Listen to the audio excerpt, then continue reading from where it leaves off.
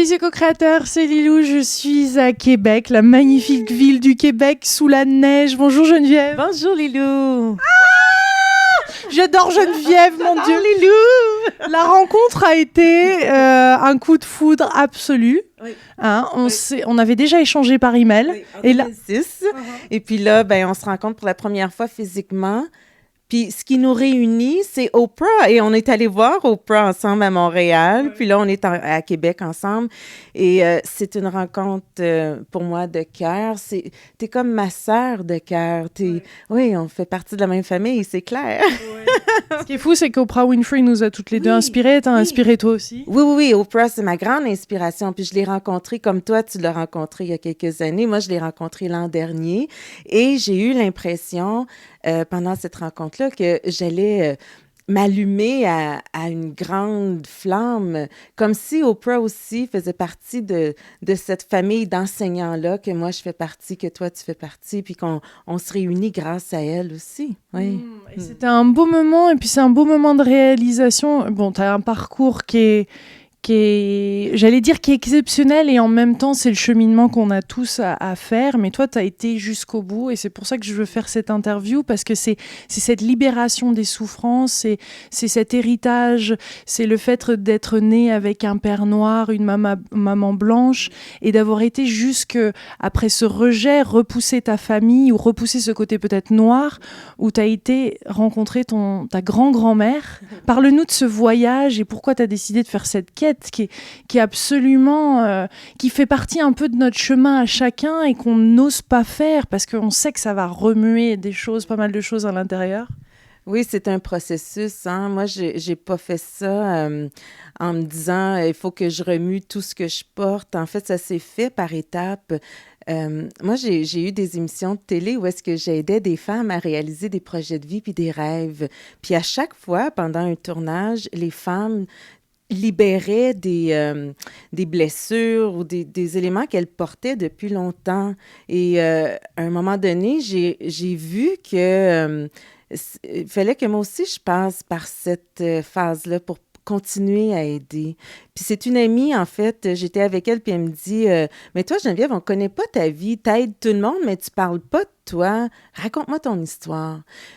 Puis l'émotion a monté, puis c'est comme si moi, je voulais cacher cette partie-là que je portais en aidant les autres, en me disant, mais moi, c'est pas important, je suis là pour les autres. Et ce parcours-là, m'a amené à aller dans mes profondeurs. Puis moi, j'ai toujours écrit des poèmes. Alors, j'étais toute petite, à l'école, j'aimais écrire des poèmes. J'ai même gagné des concours d'art oratoire avec des poèmes que j'avais écrits. Et à chaque fois que je soulignais l'anniversaire d'un membre de ma famille ou quelqu'un près de moi, j'écrivais un texte en rime comme ça. Et pendant cette période-là d'introspection, c'est ce qui m'a beaucoup aidée, c'est ce qui m'a beaucoup soutenue. À chaque fois que j'écrivais, j'avais l'impression que les rimes arrivaient seules, les mots dansaient, et même des fois, je vomissais les mots, tu comprends, tellement ils partaient de loin et tellement c'était là, il fallait que ça sorte. Et c'est la première fois aussi que j'ai été dans cette authenticité-là, puis que j'ai décidé de vraiment regarder mon histoire. Donc, pour moi, ça a été de sortir un peu de mon histoire, de la mettre sur papier, puis de la regarder autrement. Puis ça a été très bénéfique parce que c'est ce qui m'a permis de sortir de l'émotion qui m'habitait toujours, puis que inconsciemment, je savais pas pourquoi des fois j'embarquais dans une certaine rage, une certaine colère, une certaine émotion qui était là, mais qui était tellement enfouie que je n'avais jamais nommée. Mais en faisant ça, j'étais capable de les nommer, de les sortir, de voir « Ah, c'est ça que je porte, c'est pour ça que ça revient constamment ». Alors, cette démarche-là m'a amenée à vouloir connaître davantage mon père. Tu en as parlé, mon père est noir, ma mère est blanche. Mes parents se sont séparés alors que j'étais très jeune. Mon père est arrivé, en fait, il est né à Trinidad and Tobago. Ça a été le premier de sa famille à choisir de se déraciner, de quitter son pays parce qu'il portait The American Dream. Tu sais, il voulait être chanteur. Alors lui, il se disait, c'est aux États-Unis que ça va se passer. Je m'en viens m'installer aux États-Unis. Mais ce qu'il ne savait pas, c'était qu'en 1965, c'était encore, la période de la ségrégation avec Martin Luther King. Tu sais, c'est dans ces périodes-là où est-ce que ça brassait beaucoup aux États-Unis pour les Noirs. Donc, ça a été quand même assez difficile pour lui. Et il a rencontré ma mère, puis ces deux êtres-là ont choisi d'honorer leur amour malgré ce que la société en pensait. Hein. Ils ont choisi d'écouter leur cœur, puis de s'unir quand même, puis d'amener une nouvelle couleur à l'humanité. Puis c'est ce que j'honore beaucoup aujourd'hui. Mais t'as pas toujours honoré ton père, justement, parce que ça, maintenant, on ressent l'amour que t'as pour lui, mais il y a eu plutôt du rejet, hein, à un moment. C'est ça. Alors, le livre que j'ai écrit m'a permis de voir à quel point j'ai souffert, moi, d'avoir été, de porter le noir. Il y a plein de raisons à ça. Tu comprends? Il y avait plein d'éléments qui faisaient que je voulais pas vraiment porter le noir. Premièrement, mes parents s'étaient séparés. Moi, je pensais que le méchant, c'était mon père, puis mon père était noir. Ensuite... Pourquoi c'était le méchant? Ben, parce que... Tu le répétais? Oui, on me le disait, puis aussi parce que mon père était violent physiquement, tu sais, c'était un homme qui prenait beaucoup de place, mais moi, je l'ai jamais vu violent, tu comprends? C'est ce qu'on me disait.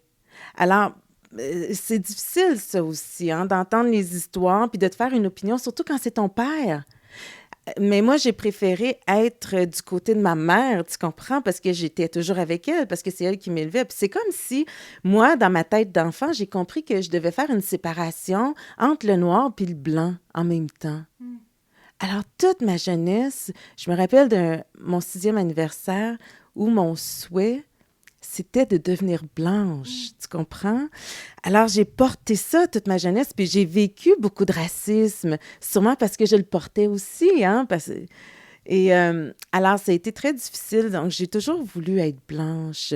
Et quand j'ai tenté de repousser mon père à plusieurs reprises, je lui en voulais beaucoup, mais je lui disais pas, mais je voulais plus le voir. Je l'appelais pas, je le fréquentais pas. Donc, ça a été ça beaucoup, la relation avec lui. Et jusqu'au jour où je réalise que, en écrivant mon livre, que c'était une grande blessure que je portais. Alors, je suis allée voir Pas seulement ta blessure, c'est de génération en génération en génération, hein. Mais à ce moment-là, je ne savais pas encore. Et c'est là où je décide d'aller à la rencontre de mon père, de lui proposer de faire un voyage avec lui à Trinidad and Tobago parce que je suis jamais allée là-bas. J'étais jamais allée. Et mon père qui venait de se faire opérer à cœur ouvert, qui ne pouvait pas prendre l'avion, tout ça. Mais je m'assois avec lui, puis je lui demande où tu as grandi, avec qui, tu sais, qui fait partie de ta famille. Je vais aller les rencontrer, je veux aller parler avec ces gens-là, je veux en savoir plus, parce que mon père ne connaissait pas son histoire. C'est ce qui est assez particulier. Quand tu as des racines qui portent l'esclavagisme, on ne parle pas du passé. C'est pas honorable. Donc, quand l'enfant posait des questions sur c'était qui ma grand-mère, c'est qui, on lui disait non, non, non, hey, on est dans le présent, reviens dans le présent, on parle pas du passé, tu comprends? Donc, je suis allée rencontrer mon père, on a échangé, puis à un moment donné, mon père s'est mis à pleurer, comme un enfant. J'avais l'impression que mon père avait 6 ans devant moi. Puis, en le questionnant, il me dit, j'ai jamais vraiment dit la vraie raison pour laquelle je suis partie de mon pays. Mais je m'entendais vraiment pas avec mon père. J'aimais pas mon père. Et puis là, ben, c'est là où j'ai réalisé que c'était la même chose que je portais, que je risquais d'aller dans la même direction que lui. Mais lui, son père est décédé, puis il n'a jamais eu cette opportunité-là de reconnecter avec, tu comprends? Alors moi, je suis allée là-bas et j'ai rencontré toute ma famille, puis en même temps, j'ai rencontré la beauté du noir que je portais. J'ai rencontré cette partie amoureuse-là qui était à l'intérieur de moi. Ça a été le plus grand voyage de ma vie, nécessairement, puis dans les plus grandes profondeurs. Et j'ai rencontré la sœur de mon grand-père, Auntie Fraulein, qui, elle, me racontait l'histoire. Elle a osé, hein. Oui, elle me dit, moi, Quel âge? vis près de 90 ans, puis elle me dit, moi, j'ai envie de te raconter ça, moi, j'ai envie que tu saches. Et puis, c'est là où elle m'explique que mon arrière-arrière-grand-mère a été déportée du Nigeria avec ses parents qui étaient esclaves. Donc, elle est arrivée comme ça à Trinidad and Tobago et elle était, plus tard, quand elle a grandi, elle était vue comme la prêtresse africaine.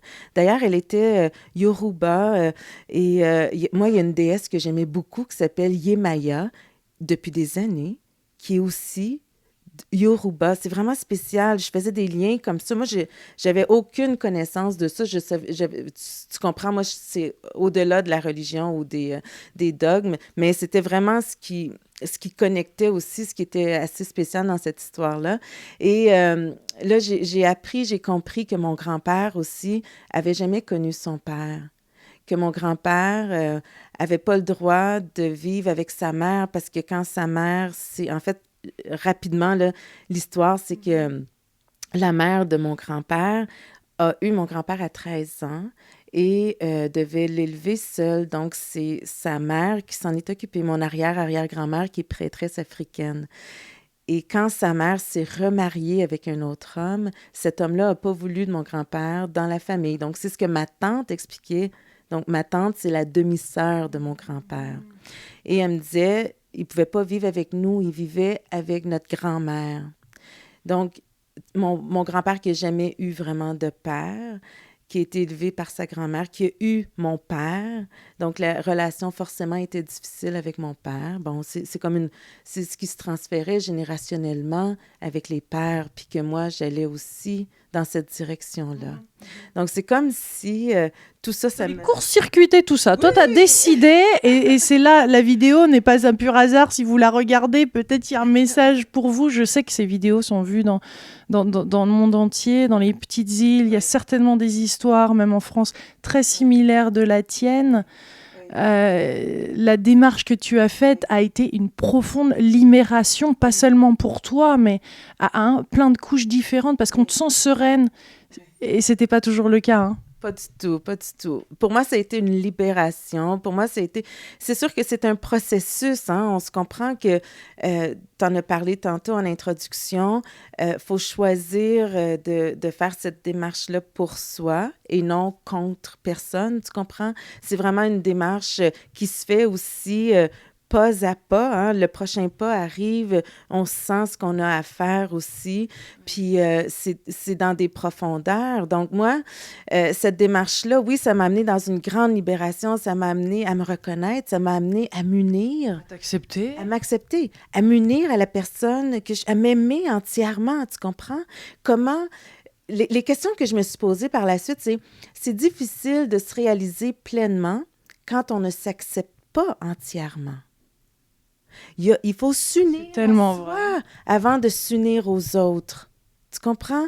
Alors, ça a été toute cette démarche-là d'unisson à moi, de me regarder et de me dire « Je t'aime, Geneviève Young, j'aime la personne que t'es. » Tu comprends? Mais à partir de l'intérieur, oui, j'aime ton essence. Puis c'est correct, ton essence. Montre-la. C'est correct d'être qui tu es.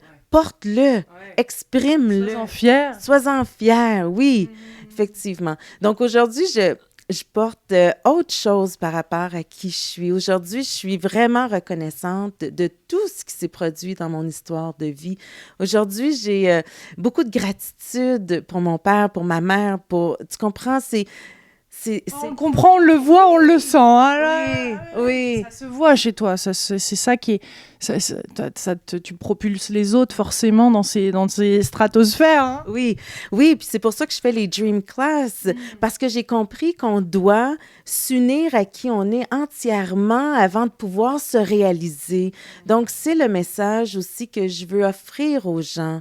Donc, peut-être que ça ne fonctionne pas toujours, les rêves que tu portes, mais est-ce que toi, tu es vraiment dans ton essence? Est-ce que toi, tu es uni entièrement à qui tu es? Parce qu'une fois que ça, c'est fait, là, tu peux offrir tes dons, tes talents, ton essence, ta beauté. Mais il faut avant prendre le temps de s'unir. Ouais. Je parlais juste avant avec André Harvey, que tu connais, que tu as interviewé, puisque tu interviews des gens, tu fais des... Bon, Vivre Magazine aussi, hein, tu viens de m'interviewer pour Vivre Magazine, tu fais plein de choses, hein, les Dream Class, les conférences, tu es auteur, André parlait du pardon. Donc là, c'est vraiment, c'est ça, hein, c'est cette démarche aussi qui est libératrice. En fait, sinon, on est prisonnier de toutes ces choses. Parce que je suppose que quand on fait des démarches comme ça ou quand on va vers ses rêves, il faut aussi aborder ces personnes-là avec ouverture d'esprit complètement. Sinon, ça peut partir en couille, comme on dit, assez rapidement. Hein? Oui, effectivement. Puis, tu sais, tantôt, j'ai fait une entrevue avec toi, puis on parlait, je t'ai posé la question, est-ce que tu penses qu'on peut tout matérialiser? Puis, tu me dis non, hein, dépendamment de ce qu'on veut, puis comment on le visualise. Puis, et je crois à ça, moi aussi. Je pense que tant et aussi longtemps qu'on n'est pas entièrement unis à qui on est, peut-être que ce qu'on rêve n'est pas nécessairement qui on est. Parce qu'on ne sait pas qui on est encore, entièrement. Alors, il y a cette étape-là avant à franchir pour être capable de nommer nos réels rêves, objectifs, projets. Il faut que ce soit clair. Il faut savoir ce qu'on porte avant de pouvoir le créer. Oui. Donc, et le dire, parce que ton premier livre s'appelle Dire. Donc, dans tout ça, tu avais fait cet apprentissage avant, ce qui est absolument parfait, d'apprendre à dire les choses. Oui, c'est un processus. J'aime ça parce que toi aussi, tu me dis toujours ça. It's a process, it's a journey. Tu sais, c'est pas un résultat, c'est pas... Des fois, on ne sait même pas pourquoi on fait certaines actions. Puis finalement, ça a un sens dans nos démarches, mais on le voit après. Comme Oprah disait, c'est tous des petits points qu'on finit par relier à un moment donné, puis on voit le fil. Alors, c'est ça, c'est pas toujours... Oui, j'ai écrit Dire au début parce que pour moi, ça a toujours été important d'avoir cette liberté d'expression, même si je ne l'ai pas toujours eu, même si je n'ai pas toujours donné la vraie place. Mais c'est le processus qui m'a amené vers ça aussi. Parce que c'est important pour moi, cette expression-là. J'ai toujours continué à vouloir m'exprimer. Puis quand ça bloquait, je me disais, pourquoi je suis plus capable d'avancer? Puis c'est ce qui me permettait de défaire les nœuds pour avancer. Ce qui est vraiment drôle, et le parallèle aussi dans nos parcours, parce qu'on a passé quelques jours ensemble. Geneviève m'a amenée jusqu'au Québec. On a vécu des aventures. On a parlé sur la route. On a pleuré, rigolé, surtout rigolé. Hein. Oui.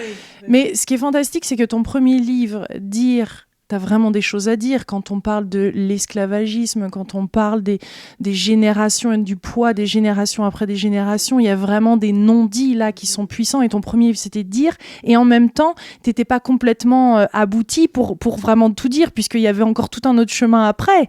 Mais ton premier livre, Dire. Et moi, c'est sur le cœur. C'est-à-dire que j'ai toujours eu cette envie d'aimer. J'avais une peur d'aimer. Je fais ce parcours vers l'amour. Et tout le monde me disait, mais t'étais déjà dans l'amour, ce cœur ouvert. Mais non, pas du tout par rapport à ce qu'il y avait et ce que je sentais. Et notre âme a comme cette petite... après, on a des couleurs différentes d'expression, mais le dire, le aimer, le rigoler, tout ça, c'est des facettes de l'esprit, de cette expression libre. Hein. Oui, effectivement. Oui, c'est tout ce qu'on a besoin de laisser... jaillir de notre essence, tu comprends? Pour se sentir entièrement libre. Sinon, on se sent coincé dans un corps. Sinon, on sent qu'on doit faire comme les autres parce qu'on nous dit qu'on est obligé d'agir comme ça ou que ça se fait pas ou que c'est pas possible. Et c'est tout à fait faux parce que une fois que tu es en contact avec ça, tu laisses sortir de façon consciente dans l'amour, parce que tu sais que tu y as droit à ta place, puis tu sais que tu peux apporter quelque chose de différent parce que tu reconnais que ton essence est différente à ce moment-là. Puis je pense que c'est important d'aller vers des démarches comme celle-là, surtout quand on a de la difficulté à accepter notre différence. Parce qu'il y a plein de gens, Lilou, à travers le monde qui sont pris... Il y a plein de différences, hein? C'est beau! Oui, c'est beau! Et c'est ça, il faut les unir, nos différences. En fait, on devrait se poser la question, comment je peux utiliser ma différence au lieu de se sentir victime de la différence? Alors moi, j'encourage vraiment tout le monde qui se sent victime de sa différence à faire une démarche pour aller nommer ce qu'il porte. Qu'est-ce qui fait que je me sens prise dans cette différence-là? Qu'est-ce qui fait que je trouve que cette différence-là, c'est un boulet au lieu d'être une belle couleur que je peux ajouter, que je peux amener à l'humanité? Pourquoi je vis pas ça? Puis en se posant ces questions-là, puis surtout en regardant notre histoire, soit on peut l'écrire, on peut la danser, on peut la chanter, on peut la peindre. Chacun peut utiliser sa façon d'exprimer son histoire, mais c'est important de la regarder, puis ensuite de comprendre, mais la laisser derrière, puis continuer avec cette couleur-là qu'on veut imprégner partout sur cette terre. Moi, je pense que c'est vraiment notre mission comme âme, c'est vraiment, en fait, notre mission comme humain, comme terrien, de venir ici pour apporter toute une différence, quelque chose de différent à l'humanité. Et on en veut. Oui, oui. Au Canada, au Québec, on en veut, hein? Oui, oui, on en veut. Puis c'est drôle, hein, parce que tu vois, je te dis ça, puis ce qui me monte en même temps, c'est mon deuxième livre, c'était Porteuse d'humanité. Puis encore, c'était dans le processus, mais sans savoir. Donc, c'est comme si, en même temps, la vie m'amenait vers tous ces éléments-là, de dire, faut s'exprimer. Ensuite, il faut le porter, l'offrir à l'humanité, puis se libérer, se sentir libre. Être fier de qui on est, s'aimer dans notre beauté pour aimer l'autre entièrement. Aimer l'autre aussi dans sa beauté, ça veut dire que on ne s'envie pas, on ne se jalouse pas, excusez-moi, on ne se jalouse pas, on ne se compétitionne pas.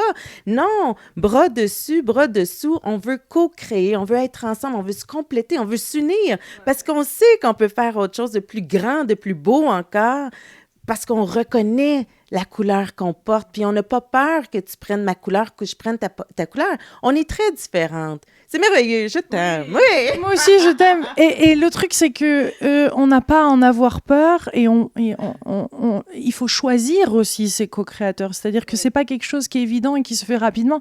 Moi, je rencontre maintenant des personnes comme toi et oui, là, c'est vraiment là, oui, bien sûr qu'on co-crée ensemble. Et après, il faut définir ce que c'est et comment ça peut se passer. Mais c'est pas toujours une évidence. Et puis, il y a beaucoup plus de non que de oui quand même pour arriver à vraiment être patient suffisamment pour rencontrer ces gens-là et être soit aussi prêt à avoir ça à ce niveau-là. C'est vraiment subtil, hein, c'est beau. Tout à fait, oui, c'est vrai. Mais on le sait, hein? À l'intérieur de soi, c'est clair. Puis c'est parfait aussi quand c'est clair que c'est non. Ça veut dire que ces gens-là ont à co-créer avec d'autres personnes. Puis c'est parfait, tu comprends? En quelque part, on se rejoint. Puis ils vont peut-être co-créer quelque chose qui va nous être utile dans quelques temps. Alors, c'est parfait d'être en mesure de nommer ce que ça dit à l'intérieur de soi. Mais une fois qu'on a fait ce retour-là, en fait, cette introspection-là, ce nettoyage-là, si on veut, tout devient plus clair aussi à l'intérieur de soi. Il n'y a plus de voile de boule, oui, d'émotions ou de voix. Tu comprends? Il n'y a plus cette masse-là qu'on porte. C'est plus léger, c'est plus fluide. On le sent. On le sait. Et ça se lit sur ton visage. Parle-nous de ce moment où ton fils, qui maintenant a 15 ans ou 17 ans, je ne sais pas duquel on parle, mais oui, qui t'a dit, qu'est-ce qui s'est passé, maman, là? Ah oui. Je revenais d'un séminaire en 2008 et j'avais vraiment vécu une semaine extraordinaire dans un état qui m'avait ouvert cette porte-là aux premières introspections que je faisais pour moi. Et à mon retour, après une semaine, mon plus jeune, Vincent, qui avait à cette époque-là 8 ans, je pense, il me regarde puis il me dit « Oh, maman, mais t'as changé, ton visage n'est pas le même. » Puis mon fils me l'a dit, mais d'autres personnes autour de moi aussi. Je me rappelle d'une amie, Julie, qui me dit « t'as tellement de lumière dans tes yeux, t'as changé physiquement, on dirait que t'es plus la même. » Oui, on change physiquement aussi. Oui, ça paraît. Puis même des fois, quand je vis des émotions qui sont lourdes, qui sont plus difficiles, je le vois aussi tout de suite dans mon visage. Je suis certaine que toi aussi, c'est ce que tu expérimentes. Oui, il s'adoucit parce que autant qu'on peut être dur et le visage comme se crispe par le stress, par les poids qu'on peut... Et là, d'un seul coup, pouf, il y a cette espèce... C'est comme si c'était baby face. Oui. D'un seul coup, tout se détend, se relâche. Et on le voit sur les gens, ceux qui portent des masques ou qui portent des choses lourdes sur son poids. Rayonnant. Oui. C'est tellement beau, mes délicieux co-créateurs. Oui, Qu'as-tu à rajouter à toutes ces déesses et ces dieux sur Terre là, qui nous regardent? Moi, je pense qu'il faut se sentir léger dans notre cœur, s'aimer, s'ouvrir à qui on est, à notre essence, le porter, le laisser s'envoler. Comme une abeille peut butiner d'une fleur à l'autre, hein, dans le but de permettre aux fleurs de se régénérer. Mais soyons des abeilles pour l'humanité. Allons toucher un cœur et un autre cœur pour faire en sorte que cette énergie-là puisse être disponible, mais aussi que cette énergie-là puisse toucher tous les cœurs. Moi, je pense que c'est ce qu'on a à créer. À la reine abeille.